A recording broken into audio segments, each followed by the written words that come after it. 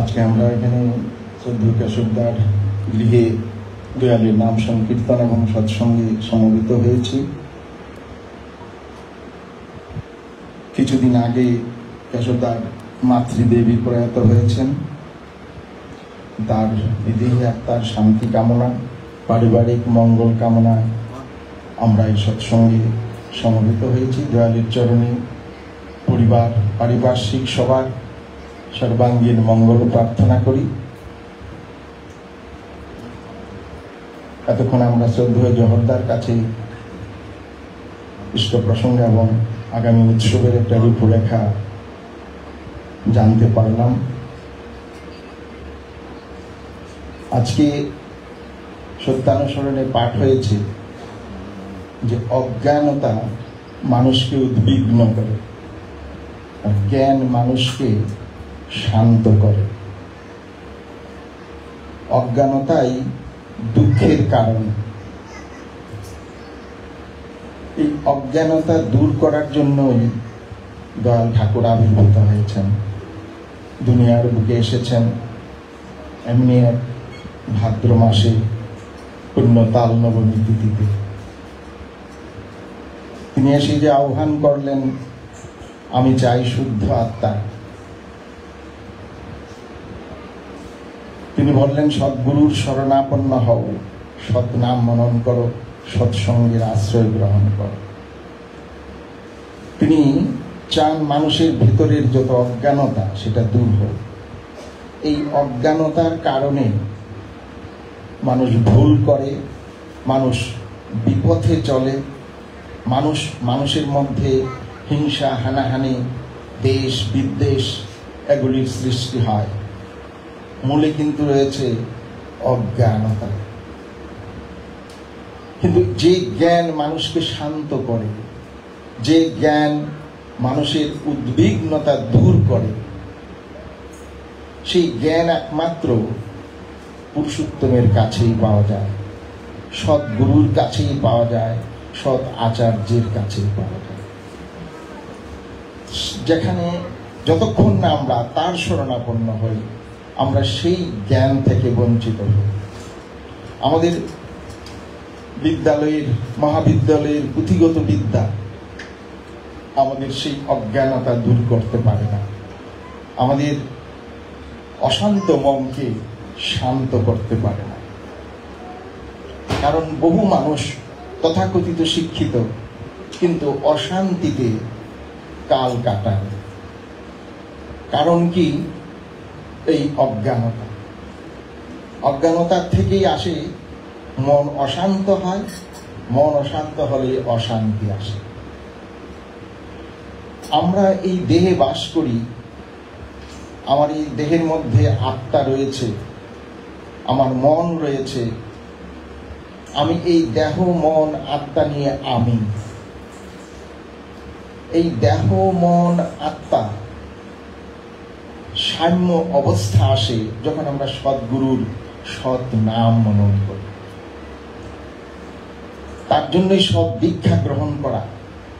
তার দীক্ষা গ্রহণ করা মাত্রই মানুষের শরীরে, মনে এবং প্রাণে সেই সাম্যতা আসতে থাকে।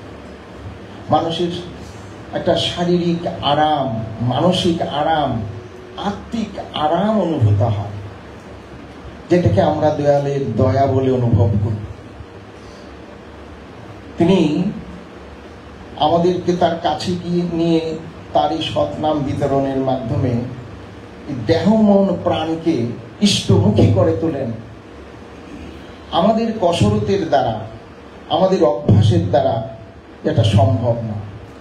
এটা গুরু কৃপা বলেই হয়। তাই গুরু কৃপাহি কেবলম। তিনি কৃপা করে যা করতে বলেছেন তা যদি আমি করি, তখন আমি তাকে লাভ করতে পারি, ইষ্ট লাভ করতে পারি। আমার চেতনার বিকাশ ঘটতে থাকে, আমার বোধের বিকাশ ঘটতে থাকে। আর সেই বোধ নিয়ে যখন আমি যাই করি, ঘর সংসার করি, ব্যবসা বাণিজ্য করি, চাকরি বাকরি করি, ধর্ম উপাসনা করি, উৎসবাদী করি, সেটা সার্থক হয়। আমি যদি এই body, mind and soul tuned না করে কোনো কাজে ব্রতী হই, সেই কাজের সার্থকতা আসে না। তার জন্যই আমরা সাধনা করি। এই যে নিত্য প্রার্থনা, নিত্য যজন যাজন, ইষ্টভৃতি, স্বস্তিনী, সদাচার পালন, এটা হচ্ছে আমাদের সাধনা। নিত্য সৎসঙ্গ করা, ইষ্ট প্রসঙ্গ করা, সৎ গ্রন্থাদি পাঠ করা, তার বাণীগুলি নিয়ে চর্চা করা, আলোচনা করা এবং আমাদের চরিত্রে সেটা রূপায়িত করা, এটাই হচ্ছে কাজ। এছাড়া যখন অন্য কাজে আমি ব্রতী থাকি, সেটা কাজ নয়। যে চৈতন্য চরিতামৃতে আছে যে ঈশ্বরের তরে কর্ম কর ধনঞ্জয়, বাকি সব অকর্ম জানিও নিশ্চয়। তিনি যা বলে দেন সেটা করাটাই কর্ম, আর বাকি সব হচ্ছে অকর্ম। তার ইচ্ছার বিরুদ্ধে কিছু করাটাই হচ্ছে অকর্ম। তার ইচ্ছা মাফিক, তার মনের মতো করে যাতে আমরা চলতে পারি, এই জন্য তিনি যুগে যুগে আবির্ভূত হন, লীলা করেন, প্রেম ভালোবাসা দিয়ে মানুষকে কাছে ডেকে নেন। এ যুগে আমরা শ্রী শ্রী ঠাকুরের জীবনে দেখি তিনি প্রেম ভালোবাসা দিয়ে মানুষকে আকর্ষণ করে, মানুষের চরিত্রের বিবর্তন এনে দিয়ে মানুষকে প্রকৃত মানুষ করে তুলছেন এবং সেই মানুষগুলি দিয়ে বিশাল কাণ্ড ঘটিয়ে তুলছেন। একটা মানুষও যাতে ইষ্ট বিমুখ না হয়, তার জন্য তিনি যাজনের মাধ্যমে একে অপরকে উদ্বুদ্ধ করার কথা বলছেন। তিনি বলছেন, মনে রেখো, যেদিন তুমি মানুষকেও অন্তত ইষ্টমুখী না করলে, ইষ্টের যাজন না করলে, ইষ্ট স্বার্থী করে তুলতে না পারলে, সেদিন মনে রেখো তোমার ইষ্ট দেবতা যিনি, তিনি অভুক্ত থাকলেন। তিনি অভুক্ত থাকেন সেদিন। তার ভোগ হচ্ছে, তার সেবা হচ্ছে, তার কথা বলা, তার যাজন করা, তার নাম স্মরণ করা এবং তার মানুষগুলিকে তার মুখী করে দেওয়া। এটা হচ্ছে তার ভোগ, তার সেবা। এই সাধনায় যাতে আমরা ব্রতী থাকি, এজন্যই তিনি বলছেন যে দুই বেলা আমরা যাতে প্রার্থনায় ব্রতী হই, আমরা যাতে যজন যাজন ইষ্টভৃতি কাটায় করি, আমরা যেন পিতা মাতার প্রতি শ্রদ্ধা রেখে চলি, পারিপার্শ্বিককে সেবা করি, মানুষের আপদে বিপদে পাশে দাঁড়ায়, সাধ্যমতো যতখানি সম্ভব সাহায্য সহানুভূতি দ্বারা তাকে আপদ মুক্ত করে তোলার চেষ্টা করি। ঈশ্বর সর্বভূতানাং হৃদ্দেশোর্জুন তিষ্ঠতি। আমার প্রভু যিনি, আমার পরম পিতা যিনি, তিনি শুধু সিংহাসনে বসে থাকেন না, তিনি প্রতিটি মানুষের হৃদয়ে বাস করেন। প্রত্যেকটা মানুষ যখন সুখী হয়, সুনিয়ন্ত্রিত হয়, আনন্দের জীবন লাভ করে, তখন তিনি খুশি হন, তখন তিনি প্রীত হন, তিনি তখন নন্দিত হন। আমরা মহাভাগ্যবান, আমরা পুরুষোত্তম রূপী শ্রী শ্রী ঠাকুর অনুকূল চন্দ্রকে পেয়েছি, আর পেয়েছি আচার্য পরম্পরা। যে আচার্য আমাকে জানিয়ে দেবে ইষ্ট সেবা কি করে করতে হয়, ইষ্ট কি, তার সেবা কি, তার সাধনা কি, তার ভজনা কি, তার তপস্যা কি। আমরা দেখি শ্রী শ্রী ঠাকুর একাধারে যেমন লীলা করেছেন, সেই সাথে তিনি পরম আচার্য শ্রী শ্রী বরদাকে নিয়ে এসেছেন, যিনি শ্রী শ্রী ঠাকুরের ইচ্ছার বাস্তব রূপ। তাকে দেখে ঠাকুর বলছেন, আমি যা বড় খোকাও তা। বড় খোকা আমার জীবন্ত সত্যানুসরণ, তার প্রতিটি চলা বলা করা তার মনের মতো, এবং সেই আচার্যকে অনুসরণ করে আমরা প্রত্যেকে যাতে তেমন হয়ে উঠি, এটাই তিনি চেয়েছিলেন। আমরা আমাদের মতো করে চলবো, তার কাজ করব, সেটা হবে না। তার মতো করে তার কাজ করতে হবে। তিনি পরিষ্কার বলছেন, যা ইচ্ছা তাই করবে তুমি, তা কিন্তু চলবে না। ভালো ছাড়া মন্দ করলে পরিস্থিতি ছাড়বে না।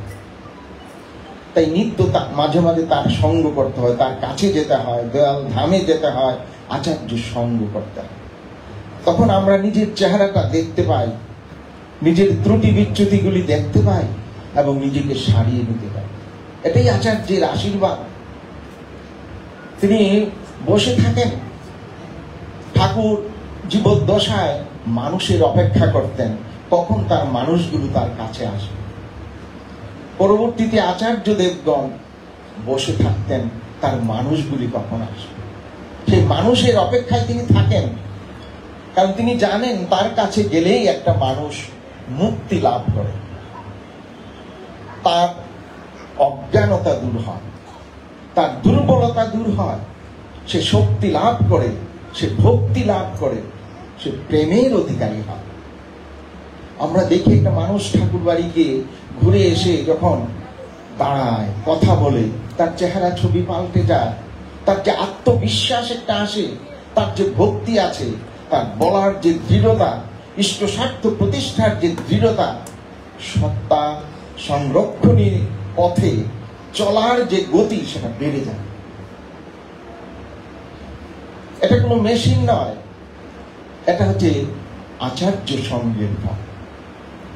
আমরা নিত্য প্রার্থনায় বলি, সাধু সঙ্গ মহি দেউনিত পরম গুরু দাতা। সাধু তো তিনি, জীবন্ত হয়ে আছেন যিনি। তাই লিভিং আইডিয়ালের কন্ট্যাক্টে না গেলে ধর্ম আমার জীবনে মূর্ত হয় না।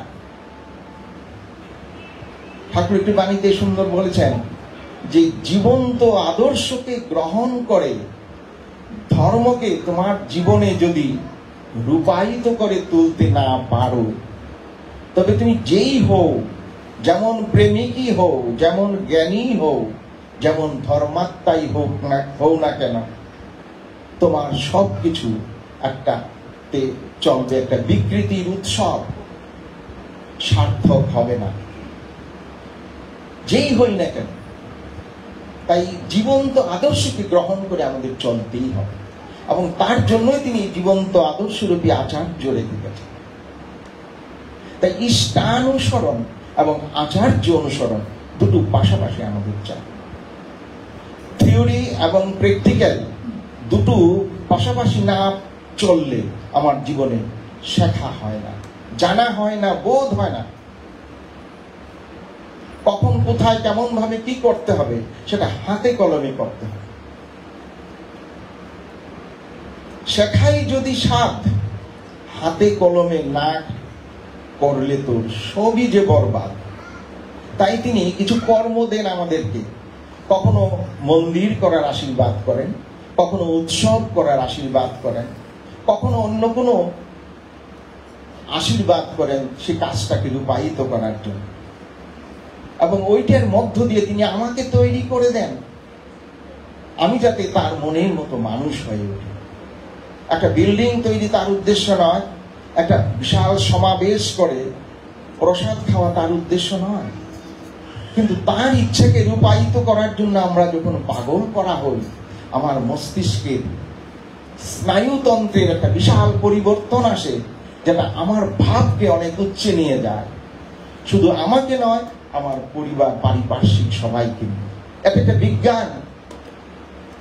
আমরা যখন ইষ্ট নির্দেশ বা আচার্য নির্দেশ পালনে ব্রতী থাকি, তখন আমার বৃত্তিগুলি কাবু থাকে। আমার কাম, আমার ক্রোধ, আমার মোহ, আমার লোভ, আমার মাৎসর্য, সেগুলি আমার নিয়ন্ত্রণে থাকে। কেননা আমি ইষ্ট স্বার্থ প্রতিষ্ঠায় ব্রতী রয়েছি। জীব নিত্য কৃষ্ণ দাস, যবে ভুলি গেলা, মায়া পিশাচি নিয়ে এসে গলায় দিবি না। যেই মুহূর্তে আমি তার স্বার্থ প্রতিষ্ঠার থেকে নিজেকে দূরে সরিয়ে আনি, তখন আমার প্রবৃত্তিগুলো মাথা চাড়া দিয়ে ওঠে, আমাকে ছিন্ন বিচ্ছিন্ন করে টুকরো টুকরো করে দেয়। ঠাকুর খুব সুন্দর করে বলেছেন যে ইষ্টবিহীন যার চলন, টুকরুমিতে তার মরণ। ইষ্টের চেয়ে থাকলে আপন, ছিন্ন ভিন্ন তার জীবন। আমরা যে এই যুগে ঠাকুরকে কেন্দ্র করে যে ধর্ম করছি, সেই ধর্মের মূল উদ্দেশ্যই হচ্ছে আমরা যে পরিবার, পারিপার্শ্বিক, ছেলে পুলে সবাইকে নিয়ে আমি সুখী থাকতে চাই। কিন্তু এই সুখের চাবিকাঠিটা কোথায়, তার মূল সূত্রটা কোথায় আমরা জানি না। তাই আমরা সার্থক হই না, আমরা সফল হই না। সেই চাবিকাঠিটাই হয়েছে প্রথম সৎ দীক্ষা গ্রহণ, সৎ নাম মনন, সৎসঙ্গ করা। এর মধ্য দিয়ে আমাদের মধ্যে একটা সংহতি সৃষ্টি হয়। এটা হচ্ছে গুরু কৃপা। আজকে সৎসঙ্গের এই যে চেহারা, এই যে বিশাল লক্ষ লক্ষ কোটি কোটিতে আমরা উদ্ভিন্ন হয়েছি এবং নিত্য তার স্বার্থ প্রতিষ্ঠায় নিজেদেরকে ব্রতী রাখার মধ্যে নিজেকে যুক্ত রাখছি, সেই শক্তিটা কোথা থেকে আসছে? সেই আশীর্বাদ, সেই প্রেরণা কোথা থেকে আসছে? তার কাছ থেকে আসছে। তিনি সব মানুষকে তার কাছে টেনে এনে নিয়ে তিনি যে শক্তি প্রদান করছেন, সেই শক্তিতে আমাদের মধ্যে একটা সুসংহত রূপ দেখা দিচ্ছে। যেখানে সংহতি নাই, সেখানে শক্তি নাই। একটা পরিবারে 5 জনই থাকুক, সেখানে যদি সংহতি না থাকে, প্রত্যেকের মনের মিল না থাকে, একরকম ভাবনা চিন্তায় যদি সবাই না চলে, সেই পরিবারটা ভেঙে যায়, দুর্বল হয়ে যায়, কেউ কারো কথা শোনে।